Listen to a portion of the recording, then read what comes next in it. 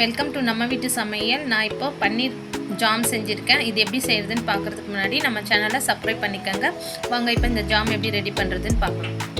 பன்னீர் jam செய்கிறதுக்கு நமக்கு பன்னீர் தேவை. அதுக்கு கடையிலெல்லாம் வாங்காமல் நம்ம வீட்லேயே பன்னீர் ரெடி பண்ணி பன்னீர் ஜாம் செய்யலாம். அது எப்படி செய்கிறதுன்னு பார்க்கலாம் வாங்க.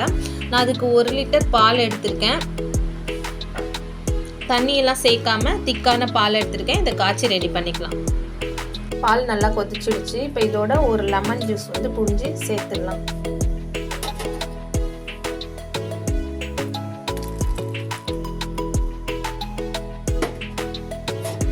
சேர்த்து நல்லா மிக்ஸ் பண்ணி வச்சுக்கலாம்.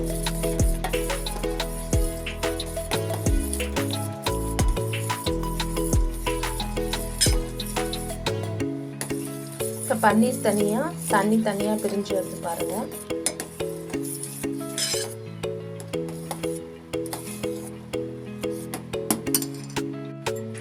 பாருங்கள், இந்த மாதிரி நல்லா பன்னீர் தனியாக பிரிஞ்சு வந்துருச்சு.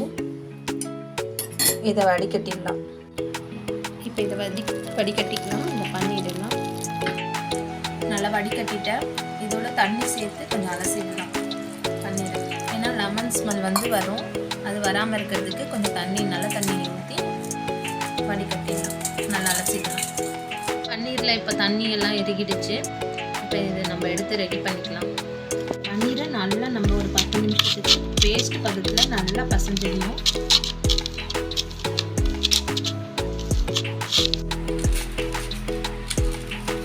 நல்லா பேஸ்ட் மாதிரி பசஞ்சிட்டேன்.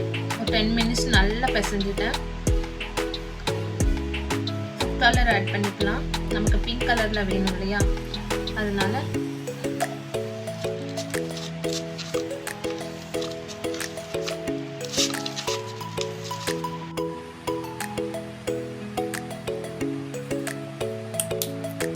ஒரு லிட்டருக்கு 4 drops சேர்த்துக்கலாம்.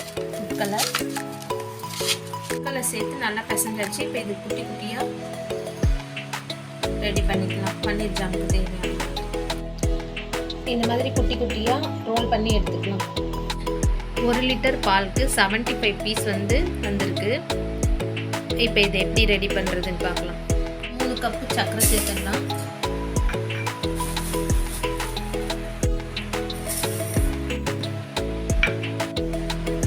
2 கப்பு தண்ணி சேர்த்துக்கலாம். சுகர் சிரப் நல்லா கொதிக்கிட்டோன்னு இந்த ஜாம் இதில் போட்டுடலாம். சுகர் சிரப் கொதிக்க ஆரம்பிச்சிருச்சு. இந்த ஸ்டேஜில் ஒவ்வொரு ஜாமாக எடுத்து போட்டுடலாம்.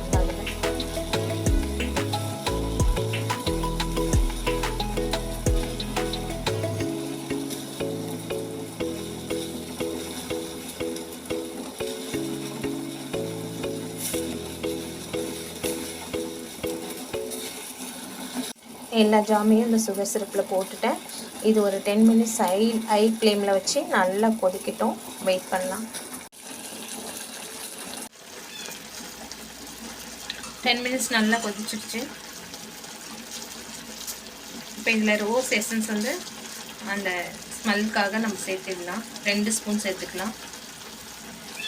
முதல்ல சேர்க்கக்கூடாது, லாஸ்ட்டில் தான் நம்ம சேர்க்கணும்.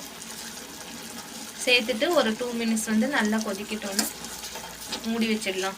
பன்னீர் ஜாம் ரெடி ஆகிடுச்சு. இது 4 ஹவர்ஸ் நல்லா சுகர் சிரப்பில் ஊறி இருக்குது.